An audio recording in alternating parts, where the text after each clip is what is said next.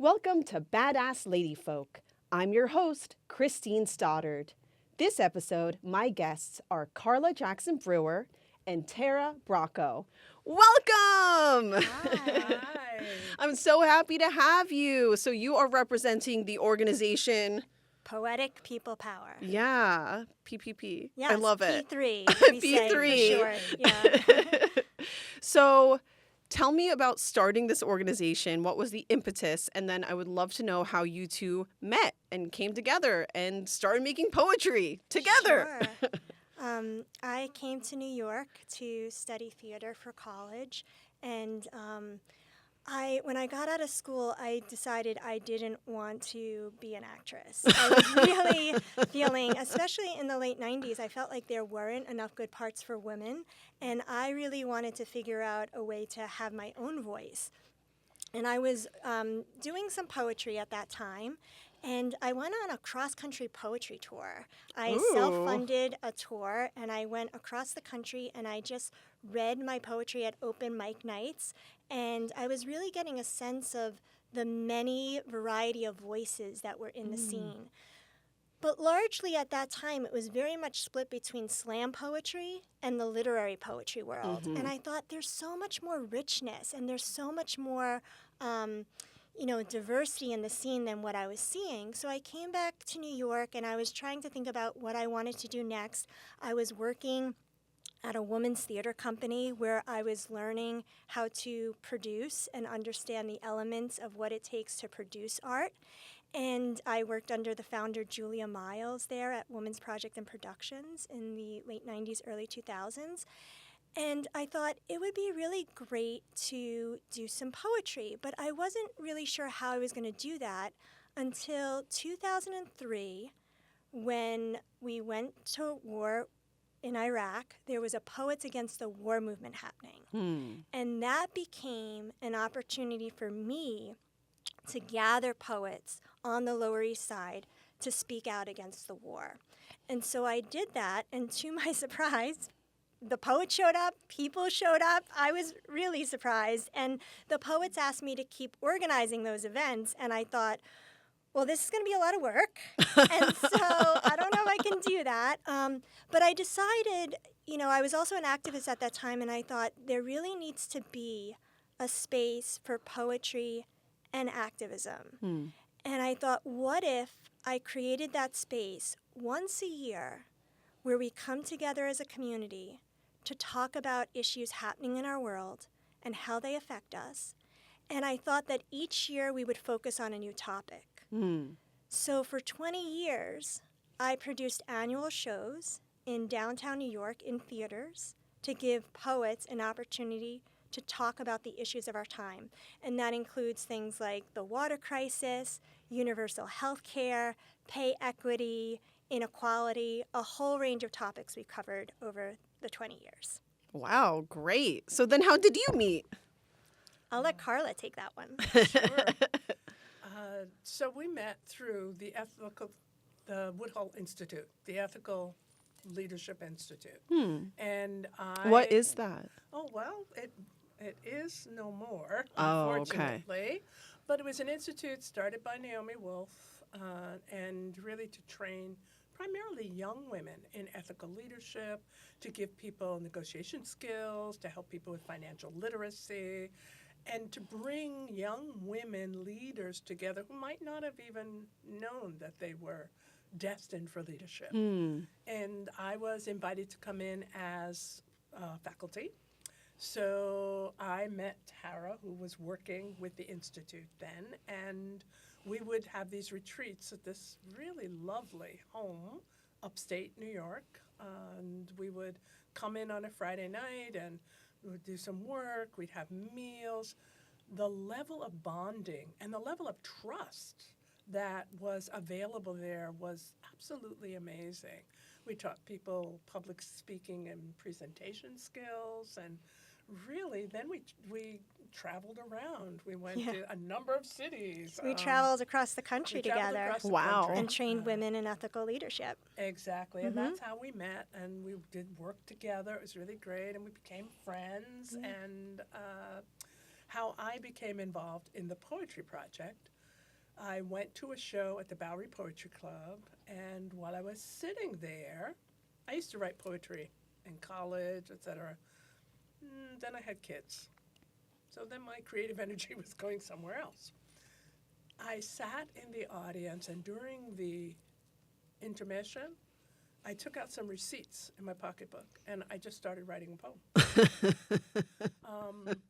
And I shared that with Tara at one point, and then she invited me to come and join and to write, and that's how I became involved. And it's been amazing, just an amazing process. Yeah, Karla Yeah. joined about 10 years ago as a poet, and I think you've been in 9 or 10 shows Exactly. since. And I think what I like so much about Karla's story is that for me, the project has always been about community. I mean, I could have chosen to put the pieces on a page and produce a zine once a year, but I wanted to place them in theaters where people had a communal experience, where we came together and we really heard people in community. And I was really intentional about the spaces I was choosing. I chose spaces where we would have more of a theatrical experience. You know, people come in, they get a program, the lights go down, so that poets are respected in the process. People aren't talking through their performances. We're not in a bookstore where people are walking in and out of the scene and could be disruptive. I really wanted to create a space that honored these voices. Mm-hmm. And also to pay these poets, an important Wow. part of the. So this is really rare. You know, when I was putting this together 20 years ago, I was really borrowing from different things around me, borrowing from the theater world, borrowing from the journalism world. And in journalism, I was freelancing for independent publications like Bust and Bitch and Clamor, which was an activist publication years ago. And I knew that, you know, if I was writing, I could pitch them a story and they would tell me how much I was getting paid, and then I would do the work. And so I extended that commission to the poets. And I would go to them and say, this year we're going to do a show about the global water crisis. And I want you to look into this topic if you don't know about it already. And I'm going to pay you $50 to write a poem. And I would trust that they could come up with something. And this is very challenging for poets. And it's really unheard of in the poetry world. There's this sense you're lucky if you get published, and you're lucky if you get paid. And I really wanted to do something different that honored artists and their voices. And so that's an important piece of the project, and that we've maintained that over the years. Karla, what was the first theme that you responded to for P3? Oh my gosh. Or what's one that you've loved? Oh, there's so many. Pick a favorite child. When we focused on the wage, right? And I wrote this piece called "Pay Me What You Owe Me," and talked about, you know, time and the, you know, a living wage, etc. I love that. I love that piece. I laughed And because I can hear you say it. Pay me what you owe me. Exactly. Pay me what don't deduct. So that was one, and then there's one here where I talk about just historical Let's hold it up references. since we have Yes, the we do camera. have Ha ha ha. This is our For lovely- those who are listening only on audio, there is a book being held up. Karla, could you please describe physically what this book looks The like? cover of this book, I love the cover of this book. It is a New York City building with a sheet over the fire escapes that says Poetic People Power. We used to do that on the Lower East Side, right, to hang those sheets over. 3 spoken word shows for social change. Yeah. That's the other thing about P3 is that it's art, but it's art really to stimulate people into activism. To people get resources at the ends of shows.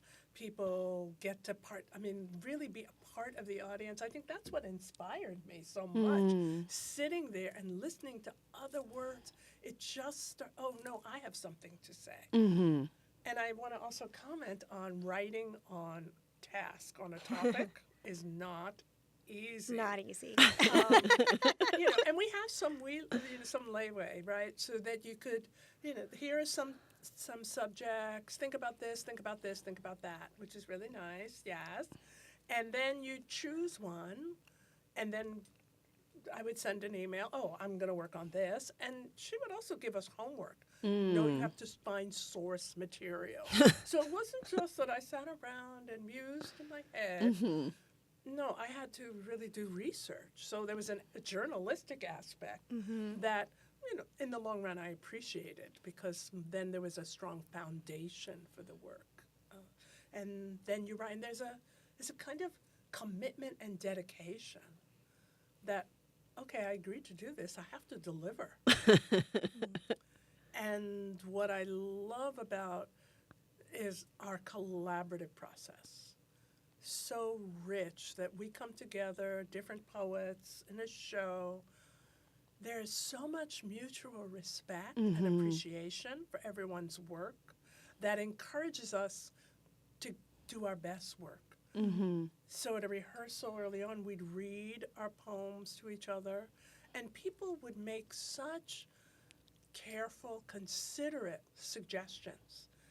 So somebody might say, I think it would be much more powerful if you sounded that out as opposed to say what that is. It's like, oh, okay. And nobody has to take these, edits or offerings in, but they really brought us together as poets. So some of that kind of artistic competition, it really doesn't exist at P3. Yeah. Nice. Which I love, yeah. And I really felt like my role was to support the artists in the level of support that they might want. Some poets don't want a lot of feedback on their pieces. There's only a couple of times where I thought something really wouldn't fit into the show. So part of the shows is that I'll curate the talent, but I'm also curating for a narrative arc. And so what Karla was mentioning is they'll share with me what they're thinking, and I'll make sure, for instance, if we are doing a show, I keep saying the global water crisis because it's easy to talk about in terms of, following here. But if it was a theme like that, I just want to make sure I don't have 7 poems about bottled water. Right? So that we get different angles of an issue, different lenses on the issue, and then I would shape that into a narrative arc for the show. And I think that really then allowed audiences to be informed and really experience the art in an engaging way. Yeah. Yeah. Could you speak about the motivation for producing your first book as an organization? Yeah, thank you so much for asking that. We've been doing this work for 20 years, and I was hoping to publish a book 10 years ago, and it just wasn't landing for people. And in some ways, I think this book is very much of the times, but the work that we were doing was very much before its time. We did a show about global warming before Al Gore's movie came out, An Inconvenient Truth. We did a show about universal health care before Obama was elected. And in some ways, we had to wait a little bit for the rest of the world to really see the value in this work, and we stuck with it. I think it's important to have this book as a historical record, as a document that for 20 years, there's a group of artists who met in downtown New York every year to change the world through poetry. Yeah. And what we have with this book is 3 of those shows. We have 20 shows in total. So we have 3 of those shows in this book anthology. We have a show about environmental heroes called The Eco Rise. We have a show about women's voices called Can You Hear Me Now? And we have a show about human rights abuses happening around the world called While We Were Sleeping. Ooh. And, it's interesting when people see the book and they say, this is so powerful. A part of me thinks, that's only 3 of the shows we've done. We have 17 other shows. I do want to get back to the Women's Voices show specifically for this show. Yeah. But Karla, first I'd like to hear what it means to be in this book.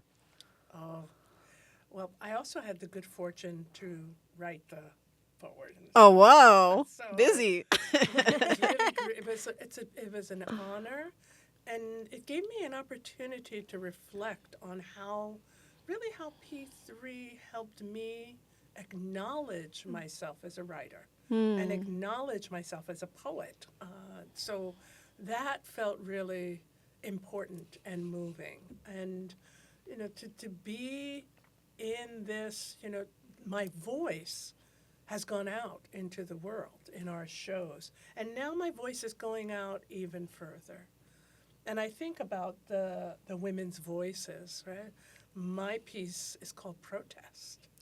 And it chronicles the protest of a number of women, including myself, starting, at 2, the protest of saying no.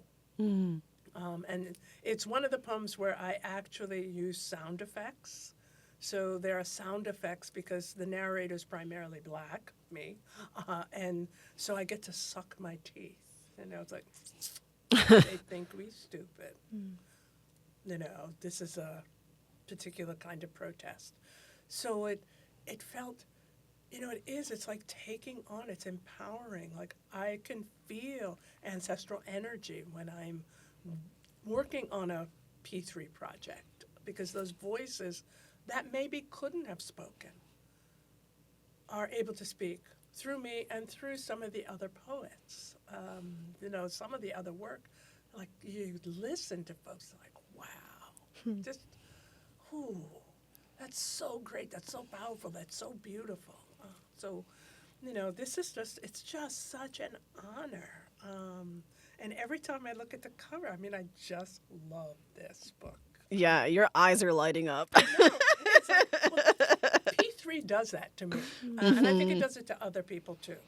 People who are in the audience, and I just want to speak about the arc.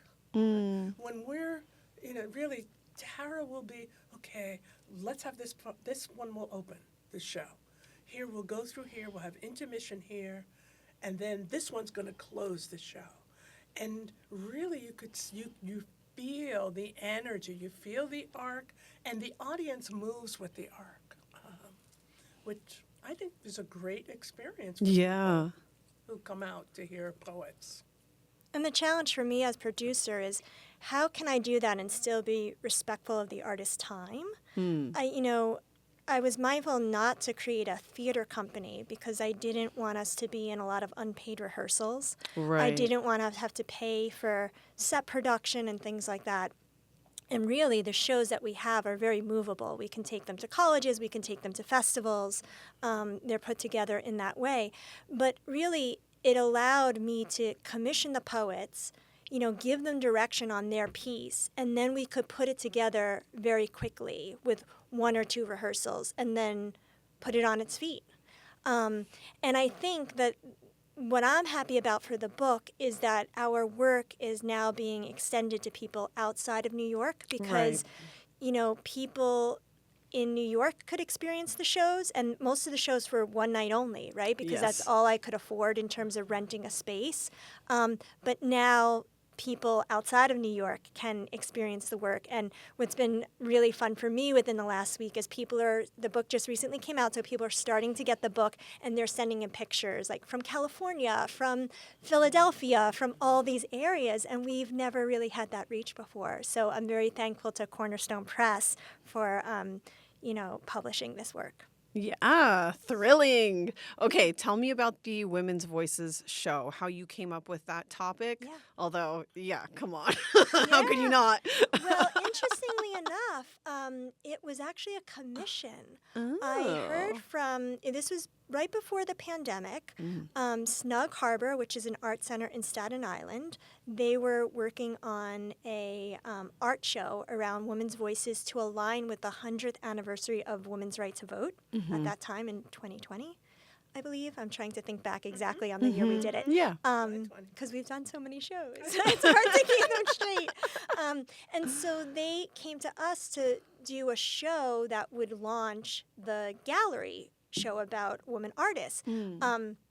But then the pandemic hit. But so before the pandemic hit, we were commissioned to do this piece. And I was speaking with the woman who commissioned the work, and as soon as I hung up the phone, within 10 minutes, the thing that came into my head was, "Can You Hear Me Now?"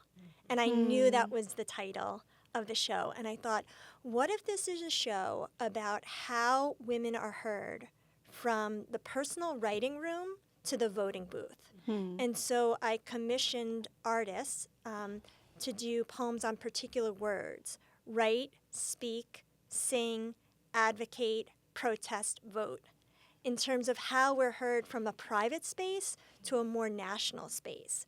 And each woman poet took a word, and we did a show with that narrative arc. Huh. And because it was the pandemic, we actually presented it online over Zoom. And but yeah, we were still able to get the work out into the world. Yeah. Did you record the show? How did you make it available? Well, it's live. Okay. Right? It's like our in-person shows. They were live, so it was live over Zoom. There is a recording in the sense that for 20 years, I've always documented the shows through film and photos. And we are now in a space where we're working on a documentary about our 20 years of work. Ooh. Yeah. Wow. Karla, tell me your experience about the Women's Voices show. Your poem was the protest poem. My poem was the protest poem. Yeah. And what did the show mean to you? It was so. I recognize how, over the years, women have been silenced. Right? We've been even though we continue to speak, we push against that. That clearly, patriarchy silences us and keeps us down. And for me to write on the word protest, Yeah. in terms of protest individually, right? Protest in terms of, people of African descent protesting, that there has been resistance, and that women's resistance is extremely powerful. If you look at a number of strikes around the world, they were not won until women got involved. Because in some instances, the bosses never expected women to be involved if they weren't the workers, right? The laborers. But we resist at the kitchen table. We resist, I teach women's studies and Africana studies, and women resisted the enslavement experience by terminating pregnancies. And I'm like, what wisdom is that to figure out what herbs you can take so that you're not going to bring another life into this kind of horrific oppression. So my poem really gave voice to that, and voice to, Ida B. Wells and how she used the written word, which is significant for people of African descent because for so long we were denied the right to be able to read and write, to learn that. So moving through time periods, and that's one of the ways that I write. It's kind of like my signature, right? Yeah. I do this like dating. It's like, okay, this is happening. She gives us a historical record. Right. Several of her poems are like that. Yeah. It takes you through history. Exactly. Yeah. So it's sort of here to here to here, so that we can see the arcs, so we can see the continuum of either oppression or the continuum of expression, or how social media, like when the social media we talked about, my poem happened to be on the connection that happens in social media. Can I just Yes, please. interject? We did a show about social media called Antisocial, the Dark Side of Social Media. Before Cambridge Analytica, before there was really discourse about how social media could affect us. And it was interesting because there wasn't a lot of resources for us really to build the show on. But I had this sense, right, we can't wait for the 10-year analysis on how this is affecting us. We have to gather and figure this out. And so, we learned through that process that there's some rewiring the brain happening here. But that was very early on to get in public and say that. And the other thing about social media that I want to mention in relationship to this project, it may not seem like such a big deal now to give people a space to be heard. But when this project started in 2003, there wasn't social media the way we have it now. And so people couldn't go online and just have a community that they talk to or Right. present themselves. The world was very hierarchical. And I did not come from a background where I had access to an Ivy League education, access to money, access to even people in publishing. And so in this very punk rock kind of way, this was my attempt in this underground do-it-yourself way to create a space for people to be heard. And it's just easy to forget that now because we do have many platforms to be heard, but this was really born in a time when there was a much needed space for people who didn't have traditional access to publishing and these spaces to be heard. On that note, we just have a couple minutes left, but I would like to know how the relationship with Cornerstone happened. If it was a proposal process, if they reached out to you, if it was something else. Yeah. So I submitted the book, a draft of the manuscript, during an open call. And if I remember correctly, there wasn't a fee, where in most cases there would be a fee. And I think it was the third or fourth submission I made. If people know this in the poetry world, you tend not to have an agent because the books aren't getting sold for enough money for agents to really represent them. But I think it was the third or fourth submission I sent, and we got a green light. Wow. And I was thrilled.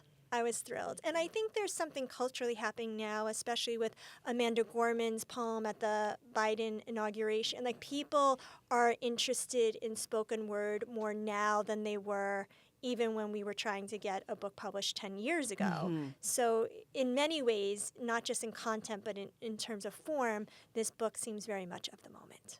Aw. Any closing thoughts? I'll let Anything you take that, really Heather. want people to know?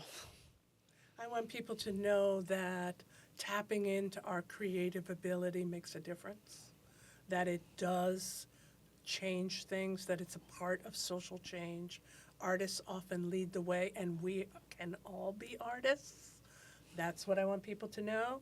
I want people to write, even if they think that, oh, I'm not a poet. I can just write, put your words together, play with those, and, you know, at the end of our shows, what art will you make? What action will you take? Right? It's like, Ooh. okay, let's see that we all have a voice, and we can use our voices equitably. We don't have to drown each other out. Yeah. Well, that's all the time that we have.